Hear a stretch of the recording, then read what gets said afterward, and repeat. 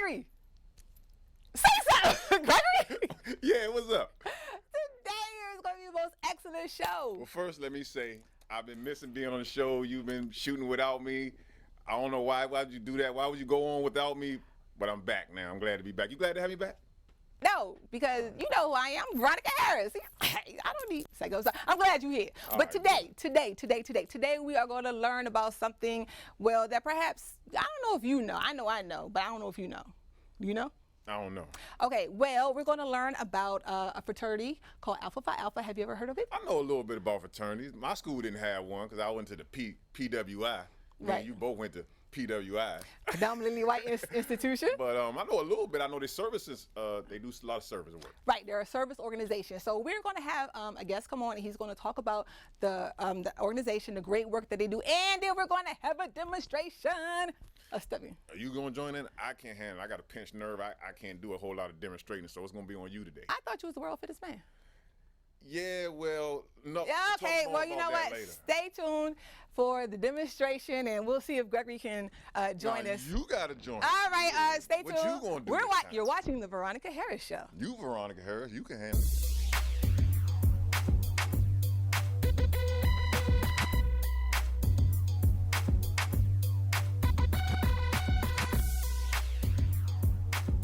We're about to meet our guests. Now, on the panel today, all three of us, well, I call it panel. All three of us hold master's degrees and are educators. Two of us are pursuing our doctorate degree. And one of us holds office, has the title of a president. All right, and we're getting ready to meet. Y'all can figure out who's that president and who has the masters and who, well, all three of us have masters. I have two. And who's going for their doctorate degree when we meet our guest, Mr. Giani Clarkson. Hey, how's everything? Glad to have you on the show. Thank you so much for having us. Thank you. So I'm gonna let you go a little more into detail about your pursuit as a master, and you also hold the distinction of the only black, I call them unicorn. You're a unicorn in some degree because you're the only one. Right. All right, so tell our audience a little bit about yourself. So I graduated from Dillard University in New Orleans, Louisiana, proud HBCU graduate, where I majored in theater, arts, and speech communications. Of course, have my master's at Concordia University in programs and curriculum and human development, and pursuing my doctorate there as well, too, in educational leadership. I've been teaching here in the district since 2011, and have had a really great time teaching both DCPS and charter. And throughout that time have joined Ford Theater Oratory program. The Ford Theater Oratory Fellowship is a program which allows history teachers and English teachers to teach historical happenings inside the educational realm through studying historical speeches and writing original speeches as well. Out of the 20 plus some Ford Theater Oratory Fellows, I'm the only African American one. This past year I won the Lincoln Lead Teacher Award. I've actually won this award last week, which is a really huge honor. Wow. Congratulations. Thank you, which is sponsored by BP. And I'm able to use, of course, the money that was given to pour back into my school community and pour into my own professional development. So it's really, really great. Wow, Yeah. you are a unicorn. Very, Yeah. I mean, just awesome. So much that you have done. So, but you also, there's something else about you. That's not the only thing, So please tell. So I'm a proud member of Phi Alpha Fraternity Incorporated, where I pledged at Dillard University at Beta Phi Chapter. Once I relocated here, I actually left 10 hours before Hurricane Katrina hit. Wow. Talk about close call. Yeah, very close call. Relocated here, joined the Omicron Lambda Alpha Chapter, which of course is one of 3 chapters, alumni chapters in the district, and this past year have been elected the president of this amazing chapter that serves the DC community. So I'm very humbled to be the president. So we have a lot to do this upcoming year, but I'm so excited that, of course, my brothers nominate me to be president. Your parents must be so proud. Your parents must be so proud of you. I try hard. That's all it is. I see it says you do public policy at Cesar Chavez? Yes, so public policy is a very important element of the education practices at Cesar Chavez. And what public policy means is, what are the laws, bills that go into place to help change the community that is there? Oftentimes, whenever you're talking to students and you say, well, why did this happen? They'll say, well, it's the government. What they really need to say is, well, I'm the government. I'm part of how elected officials become elected officials.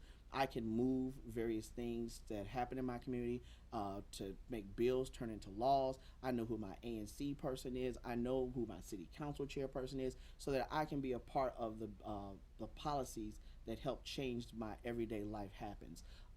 What it does also is create responsible citizenship. Responsible citizenship gets overlooked way too many times. We don't even teach that anymore. No, we don't. We what we do is we teach, we elected said person didn't do this, therefore it's said person's fault. Where responsible citizenship says that before you walk into that polling booth, you have a full understanding of what policies are being put in place. I'm voting for this person because, well, this person has these beliefs, or this person it said they're going to do this. But after they're elected, how do you hold that person accountable? Exactly. So all of this is part of like what that public policy is there.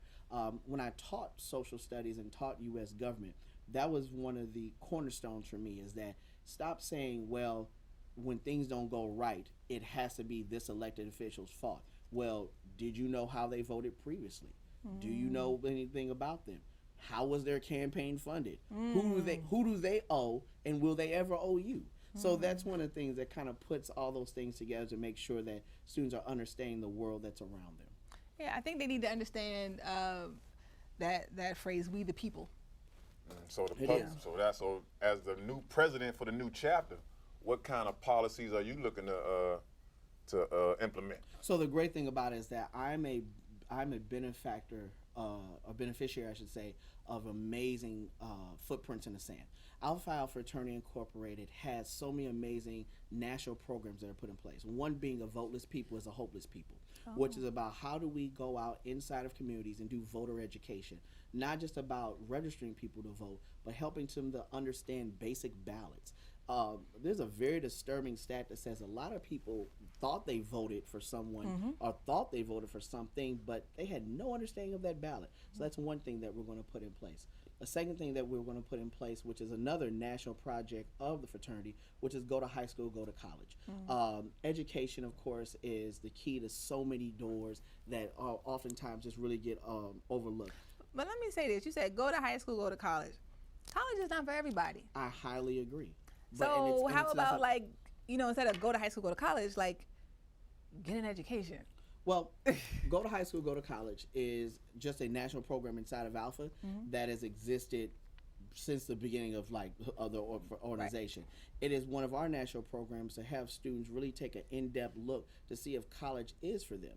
And that's nothing wrong with that. I do agree that for some people, maybe the pathway is for you to go into a trade school. Maybe the pathway is for you to learn a skill. All those things are acceptable. But because we are an organization that was founded at a college, founded at Cornell University, we're going to give you the first look. Okay, so let's back up a little bit. Let's back up a little bit more. Yes, back up a little more. Because you said college ain't for everybody. With the emergence of a lot of homeschooling, right? Why go to high school? Well, hey, that's good. Okay, so that's a good point. Okay. So then we have to start to rethink the idea of where should education take place. Does it need to take place in a brick and mortar like the schoolhouse? Even with the advent of online education, and I come to the advent because distance learning or correspondence learning has been around for years. So, I mean, we just need to not rethink, but just turn our mind, our perspective, and say, does education have to happen in the school? And I don't think it does. Well, I think what we have to look at is that education happens everywhere. Exactly. And I think that that's part of what extended learning is. That I think that when we start to minimize education to standardized tests or the things that happen inside the classroom, then we do our children a really great disservice. Frederick Douglass says it best, that a child that's only educated at school is a half-educated child. And I think that's part of what we have to understand, that the education process happens everywhere. But at my school, every year we have the the building PDP, or professional development, and this year it was about, it's different things, but this year's about words matter. Okay. And so I'm very cognizant, especially when I teach my lessons, about what words should I use. So my thing is, like, we say education, but is it what we're really after is learning? that process. Right. So in other words, we're not necessarily educating someone, but we're teaching. I know for me, we need to teach students or individuals how to learn. I agree. Because if you know how to learn, then you can get an education, or you can become educated. Well, it's for me, when I think about the students that I service, a lot of my students don't come to my classroom or will come to my classroom with no footprints in the sand. And I think that's where it goes to this whole idea of exposure. How are you able to expose students to all these various things that happen? So when you talk about learning how to learn, part of learning how to learn is being exposed to various things. Absolute experience. So, experience, because experience is an amazing teacher as well too. So what winds up happening is that after 12 years or 12th grade year, you've been exposed to so many things. You now learn. Do you want to continue this process? What do you want to be when you grow up? So one of the things that my father says to me, or used to say to me, that when you cross that stage in high school, you should leave with more answers than questions, or better yet, you should leave with more answers but different questions. And I think that's when education's at its best, when students are getting answers and their quality of questions change. So you said when you should leave, you should have more answers Than questions. But the quality of your questions should change. absolutely, it should. Definitely, because you want that critical analysis to develop that critical thinking. Correct. But shouldn't you leave with more questions? Because if you always have the answer, then you don't need to ask a question. Let's say this: when you start, probably let's say 9th grade year, you should have tons of questions. You should. But of course, what winds up happening is that as you progress, you matriculate through your educational process, you're getting more and more answers. But the questions that you used to think were important now start to change. Very good. So, like for example, if you talk to most 9th graders right now, a good majority would tell them, what's the most important thing? Well, I just want to make money. Not necessarily that I want a career. I want to be fulfilled. I want to make sure that I'm bettering my community.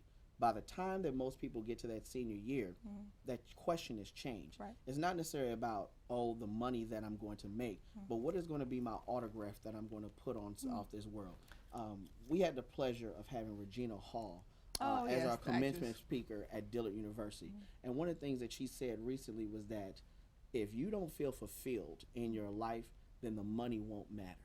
And you know what? That's a good way to stop right there. And I would just say, I think learning is what you do and education is what you get. Nice. So we will, Greg, take us out. Educators going in, all right? But we'll be back. Stay with us. You have to be imaginative. You have to see things that are bigger than normal. You have to push yourself and try different things.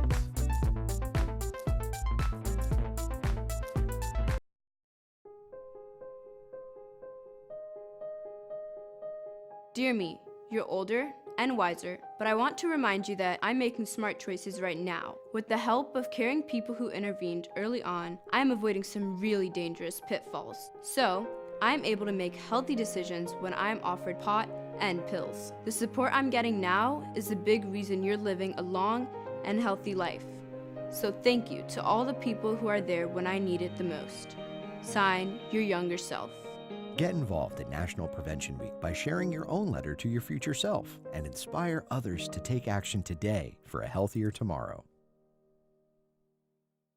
And we're back. Again, educators, and we got deep into the education. Learning how to learn. Learning how to learn. Now, all three of us were athletes, multi-sport athletes. 2 of us played in college, and 1 of us got into another organization. And the reason why I bring that up Is there going to be a quiz at the end? There will be. Now, the reason why I bring that up is because you want to learn a lot, but at the end of the day, like they tell me, it ain't what you know, it's Who you know? who you know. So it's important to get involved in these organizations. Now, 2 of us that were athletes in college, we didn't really have time to join other organizations. My school didn't even have these type of organizations that we're about to talk about now. But Giani is in this organization. What I'm talking about are the fraternities. Correct. All right. So I'm a member of Phi Alpha Fraternity Incorporated. Had the pleasure of pledging at Dillon University, which is the Beta Phi chapter, and of course recently celebrated 80 years, which is an amazing accomplishment. When I moved up here from New Orleans, was able to become a member of Omicron Lambda Alpha, which is the alumni chapter. So what happens is that usually members that are across in undergrad, once their college days do swiftly pass, they move right along to the alumni chapter level, and I've been with the alumni chapter Now, ever since. Alpha Phi Alpha, that's a part of the Divine Nine. Correct. So, I mean, you know, well, we like the Kappas, the Qs, and then you have the AKAs and the Deltas Right. and the Sigmas, the Zetas. Guess what, Veronica? What? What I did not know, and you probably didn't know it either. Now, what did you know about fraternities? What do I know? I was just See, telling you. like I said, I was telling you. like I was said. just telling, I was just telling you who's Now- a part of the Divine Nine, Right, Divine part Nine. of the Pan-Hellenic Council. Correct. But hold on. Maybe you do know. Let me tell you what I just recently found out. Okay. That these organizations are service organizations. I knew that. You do that? Yes, I knew that. They do But- a lot in the communities. Right. I just thought there was I didn't know. I just thought, you know, they just did stepping and partying and things like Oh that. no. But okay, but no, but before we get into that, your organization started in what year? So it started in 1906, December 4th, 1906. Now, who are some of the your illustrious? So of course, obviously, we go Martin Luther King, W.B. Du Bois, Thurgood Marshall, and of course, I don't want to bore because this could go on I'm and sure. on for days. But just in general, that in all of Divine Nine, there are tons of history makers inside of organizations. To know Divine Nine history is to know Black history. To know Black history is American history. So what you're seeing is this beautiful story of all of these organizations that come into their own inside the Divine Nine, being able to kind of mold and shape various elements inside of African American history. Like, in fact, even when you think about the civil rights movement in general, here you have Dr. Martin Luther King right next to Jesse Jackson, who's a member of Omega Psi Phi, who was, of course, right next to John Lewis, who's a member of Phi Beta Sigma Fraternity Incorporated. So these are all the things that you have to take in consideration when understanding the Divine Nine. We are all organizations that are about community service, uplifting the community, making sure that students are able to see the dream of college clearly. It gets real dark soon when people in your family have never been to college. I unfortunately still teach students who will be first generation high school graduates in 2019.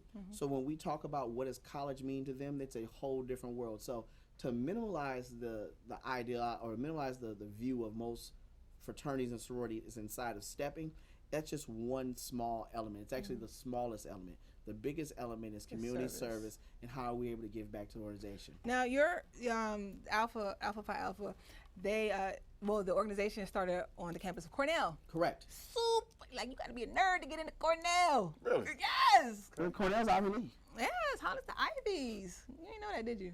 Okay, well now you do. Okay. Now, so you had to know, but really, you had to be smart to get into No, Cornell. absolutely. I mean, these are men that are at the turn of the century who are dealing with the fact of them being on a predominantly white campus. How do we join together to make sure that we are, one, being able to survive this college experience, one, two, pool our resources, and three, reach back.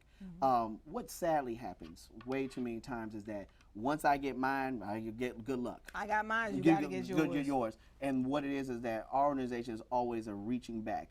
It's more so the fact of making sure that no matter where you go, that you're always pulling someone along with you, no matter where they are. Because, you know, who cares if you're there by yourself? No man left behind. It's lonely at the Each top. one teach one. Well, Yes. it's lonely at the top because you didn't bring anybody with you. Exactly.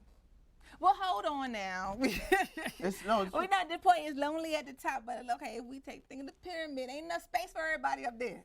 There is. There is. Okay. The biggest concern is that when someone says it's lonely at the top, my immediate argument is that you didn't bring anybody with you. Okay, true. I never want to go anywhere where I alone am winning awards, where I alone am the one that's have all the accolades. This past year, Omicron Lambda Alpha had the pleasure of winning the President's Volunteer Service Award. It was an award that we won because we were able to complete over 300 community service hours all across the district, 8 different wards. That's not an award that you win by yourself. You win that award because you brought someone with you. We can proudly say that we're the only chapter, whether it be fraternity and sorority, in the district that won that award. So you guys are definitely all about teamwork. We are. We have to be. And we are sports, and that's all about teamwork. We have Now, to be. I think, well, back to lonely at the top. Okay. Not everybody's willing to do what you're going to do. Right. Now, they're not going to sacrifice, get up 5:30 in the morning. They're not going to be committed to their diet and the extra hard work that you're going to do. So in some ways, you know, that accounts for some of that loneliness. That everybody's not willing to put in all that work. But you should be. We have the pleasure of serving the Ashbury community. Every fourth Sunday, they serve close to 350 different homeless families. We get up out of our comfortable beds to head down there at 8 a.m. because we realize that we've been fortunate. The problem with people who receive so many blessings, they forget to be somebody else's miracle. There you go. To whom much Our, is given. our job as an organization of being people who have experienced college, have traveled, have all of these blessings, that our job as an organization is to be miracles for other people. We don't take that lightly.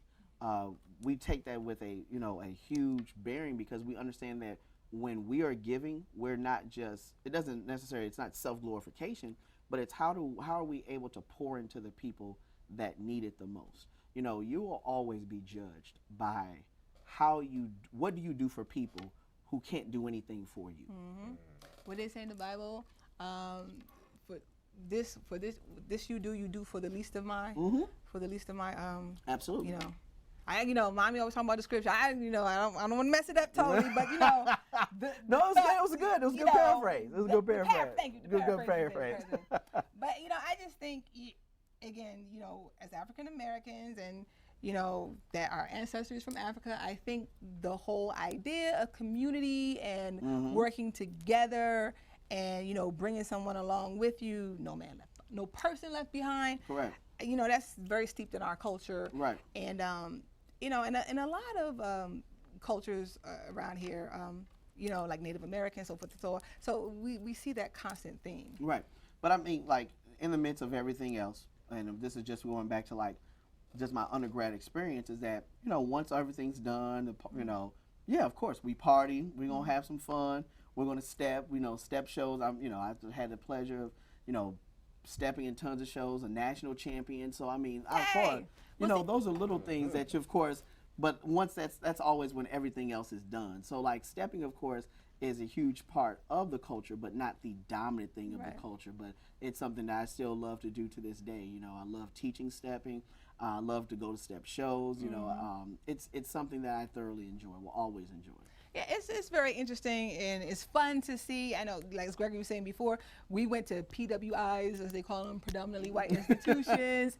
However, so much of what we know, well, I can't speak for you, but much of probably what I learned in the past about fraternities and sororities, school days, School days, or what you see in a movie or something like that.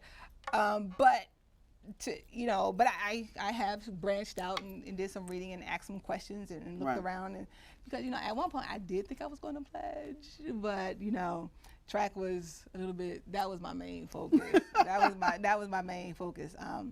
But it's so much. It's a very diverse history, and there's a lot to know about it. And you're right, it's not just about the stepping in the park. Oh yeah, it's fun, and especially with social media now, you can see all the little clips of them doing their walk. Oh, and all yeah, that. Oh my God, it's just so amazing. So you got party strolls, and of course, like with stepping. So stepping is a polyrhythmic dance form, which of course includes body percussion, stomping, yelling. So it's a lot of things that are going on. And stepping is more so, it's a cultural release. So I want to say a part of our culture where it's the celebration of things, it's of course showing pride, so an allegiance. So that's where stepping is, like, its origins come from. And certain elements of stepping, of course, are rooted across the street cousin or across the ocean cousin, being the South African gumboot dance, which is a dance that was done by miners who were, of course, protesting apartheid during that time as well. Really? All right. Well, Seems like stepping might be a little tough on the knees. This might one I might be able to sit out. Can you step in those? I came prepared. Oh, okay. You can't prepare? I came prepared. Well, I'm always prepared. Well, we're going to get a demonstration Let's get it. when we're back. Stay with us.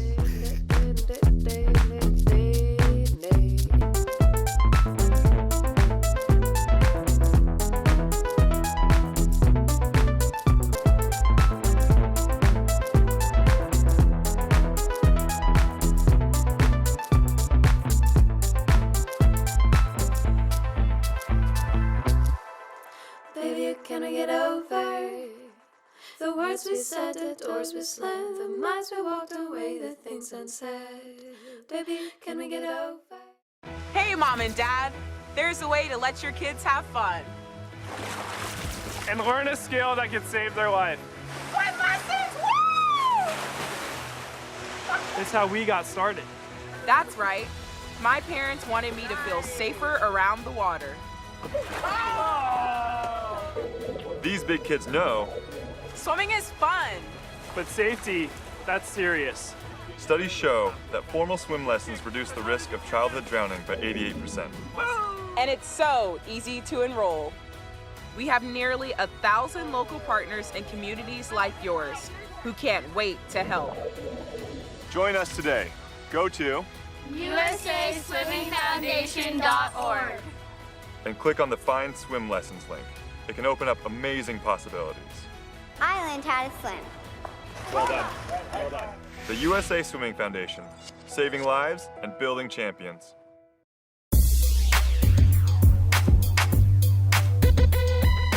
Okay, and now we're back with Giani Clarkson, and Yes. you're going to show us how to step. Gregory, you know, he just ditched us, you know, pinched nerve, like, oh, my back. Anyway. I think he was pretending a little bit. I think he could have did it. But you are going to show me, Right. okay, how some basic step moves. Right, so we're gonna do something really basic. So of course, I know it's gonna sound silly, but if you can count to 8, you can do a basic step, all right? Well, you know, my family always No, gets don't on do me about my math skills, but I think I can do that. Got it? All right, so what we're gonna do is I'm gonna have you just sit down in a little And you got to know your right from your left. You got her right from left. So we're gonna Exactly. start off on the right foot. Okay. So this is just a basic rhythm. So this is 1, 2, 3, 4, 5, 6, 7, 8. All right? So we don't want to step straight up. We want to sit down there a little bit, and we're just gonna go. Ready? You know, this goes against everything that as, you know, a track runner, because we're not taught to sit. We're taught to be Sit, tall. yep. Okay, so I'm going to have to relearn my, okay. let's You go. got it? Ready? So remember, we're gonna start on the right foot because our right foot is 1. Right, okay, got it. Ready? 5, 6, 8. 5, 6, 7. Let's get it. Go. I was like, I thought you had it. I had the own rhythm in my No, head. own Okay, rhythm. no, okay, sorry. Okay, just back. Ready? Yes. Okay, ready? So 8, ready? Yeah. 5, 6, 8. 5, 6, 7, right here. Oh, I missed Ready? something. Oh my So, God. no, it's fine. We'll count. We Okay. gotta count it out. Okay, So ready? 1, 2, 3, 4, 5, 6, 7, 8. Okay, yeah, I'm done with this. You got it? No, you got it. Come on. It's 8. You got it. Okay. Ready? Yeah. All right, let's get it. Ready? 5, 6, 8. 5, 6, 7, 8.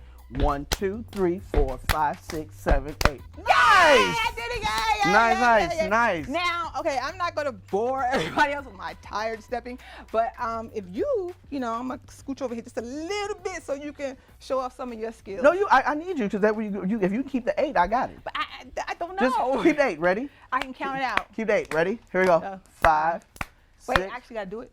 Yeah, you got to do it. This is going to be a little bit of a confusion step. If you keep the 8, I got something. Ready? Can I just watch? All right, fine. Okay, thank you. 5, 6, hey.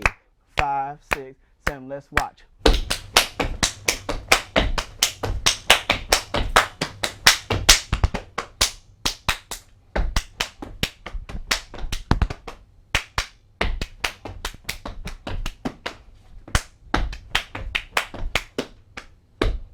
Hey, so that was great. Oh my God, thank thank you you. for showing me that. No, so no now, problem. So now you brought some people with you? Absolutely. So the Omicron chapter of Alpha Phi Alpha Fraternity Incorporated at University of District of Columbia. Yes. They're going to come up and they're going to do, of course, a standard step as well too. So. Okay, well, let's not waste any more time. All right. Let's just bring them up here.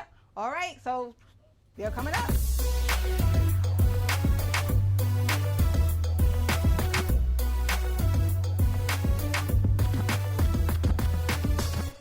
I said, we are those ice cold brothers. The who? The brothers of 858, 858. We are those ice cold brothers. The brothers of 858. We break it down like 8, 5, 2, cold. 8, 5, 0, 6, 1, 9, 1, 9, 0, 6. Ah. Step, ice cold, ice cold. Ah. Step, ice cold, ice cold.